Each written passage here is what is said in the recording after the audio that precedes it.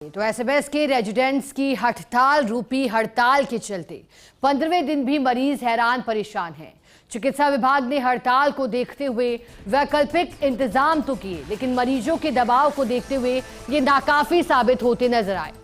फिर चाहे ओपीडी हो या आईपीडी, हर जगह मरीज इलाज के लिए इधर से उधर भटकते रहे। हालांकि इस दौरान अधिकांश मरीज और वरिष्ठ चिकित्सकों का एक ही बयान सामने आया कि चाहे कुछ भी हो, लेकिन इस तरह की हड़ताल का अब स्थायी समाधान होना चाहिए। इस मौके पर हड़ताल के बीच एसएमएस अस्पताल के ओपीडी के ग्राउंड जीरो से हालात जाने हैं हमारे सहयोगी विकास शर्मा ने। जरा देखिए। प्रदेश के सबसे बड़े एसएमएस अस्पताल में हड़ताल रूपी हड़ताल का आज 15वां दिन है। 15 दिन से धरती के भगवान, भविष्य के कहे जाने वाले डॉक्टर, जो कि एक समाज को नया आईना दिखाएंगे, वो रूठे हुए हैं और उसका खामियाजा मरीजों को उठाना पड़ रहा है। आप देखिए तस्वीरें, मैं कैमरा पर्सन गिरीश को कहूँगा एक बार वो दिखाएंगे तस्वीरें।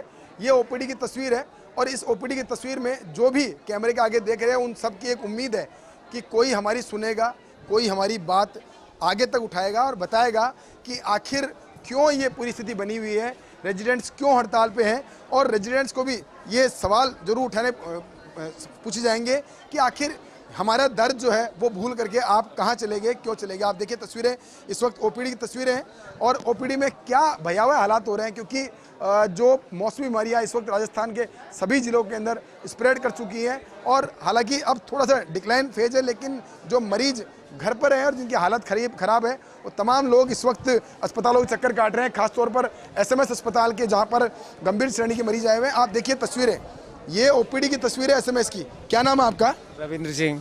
कहाँ से आए हो? बोरेली से। कितनी देर से इंतजार कर रहे हो? 2 घंटे हुए। पता है आपको रेजिडेंट्स की हड़ताल है? कुछ हमें नहीं मालूम है सर। नहीं मालूम है? हमें नहीं मालूम है। इलाज किसका कराना है? अपना कराना है। क्या हुआ है? जी पसलियों में दर्द होता है, जुकाम खांसी। 2 घंटे से खड़े हो, दिक्कत नहीं हो रही? दिक्कत तो हो रही है, अब क्या करें। तो देखिए ये जो दबाव है मरीजों का, हालांकि वैकल्पिक व्यवस्था की गई है। कल 50 डॉक्टरों को अस्पताल के अंदर भेजा गया था, लेकिन आप देखिए इस तस्वीर देखिए, आप देखिए तस्वीर में और दिखाने का प्रयास करता हूँ। ताऊ जी से बात करने पर। ताऊ जी, क्या नाम है ताऊ जी आपका? क्या नाम है आपका? राजेंद्र प्रसाद। दिखा लिया डॉक्टर को आपने? डॉक्टर को दिखा लिया क्या आपने? हाँ। क्या बोला है? क्या तकलीफ हो रही है आपको? पैर सुन है मेरे। हाँ। तो मैं पैर सुन के लिए पिछले 2 साल से आ रहा हूँ, लेकिन अभी तक कोई रिलीफ नहीं ली। डॉक्टरों ने बहुत कोशिश की और एक डॉक्टर तो बहुत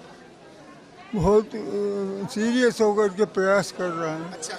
हाँ। अभी तकलीफ ठीक है? दवा ले ली आपने? दवा ले ली आपने? हाँ, दवाई तो मिलती रही है। देखिए, हाँ जी, आप देखिए तस्वीरें, मैं आपको और बयां करूंगा, दिखाऊंगा एक बार। ये तस्वीरें देखिए और ये तस्वीरें देख करके मैं कुछ लोगों से बात करने का प्रयास करूंगा और भी, जो बताएंगे कि वास्तव में ये हड़ताल जो है वो क्यों हड़ताल है। क्या नाम है आपका? सावित्री है मेरा नाम। कहाँ से आए हो? टोंक से। कितनी देर से इंतजार कर रहे हो? किसको दिखाने के लिए आए थे? बच्चे को दिखाने आए, बीमार हो रहा बच्चे है मेरा। अच्छा। हाँ जी। कितनी देर हो गई इंतजार करते हो? 2 घंटे हो गए इंतजार करते, 2 घंटे हो गए। है क्या आपको रेजिडेंट्स की हड़ताल चल रही है?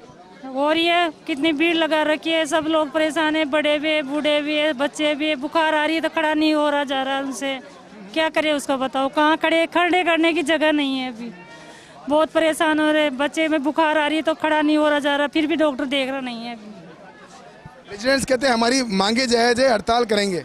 ये काम जल्दी करो, जो भी हो जाए, जो टूटनी चाहिए सब बच्चों को, बड़ों को। उनकी मांगों पे भी सकारात्मक बातचीत होनी चाहिए, ये उसका भी होना। आज देखिए ये जनता का दर्द है कि जो सकारात्मक बातचीत है वो भी होनी चाहिए, और साथ में जो वाजिब मांगे हैं उन पर हम भी कह रहे हैं कि वाजिब मांगो, टेबल टॉक हो और इसका समाधान निकले।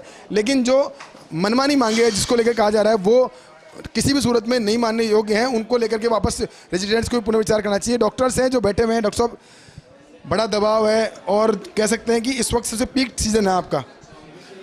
मौसमी बीमारियों का सीज़न चल रहा है, तो निसंदेह मरीज काफ़ी संख्या में आ रहे हैं, स्पेशली मेडिसिन डिपार्टमेंट और इससे संबंधित जो डिपार्टमेंट हैं उनमें।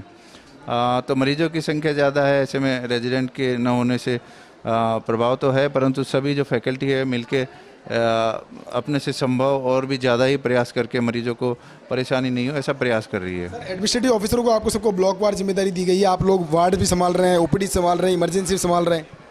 हाँ, एडमिनिस्ट्रेटिव जो हेड हैं उनकी तरफ से डायरेक्शन है कि जो भी एडिशनल या डिप्टी सुप्रिटेंडेंट जिस भी कंसर्न डिपार्टमेंट हैं उसके वार्ड्स के राउंड डेली लेंगे, साथ ही साथ ओपीडी में यदि लगता है तो ओपीडी में भी बैठेंगे।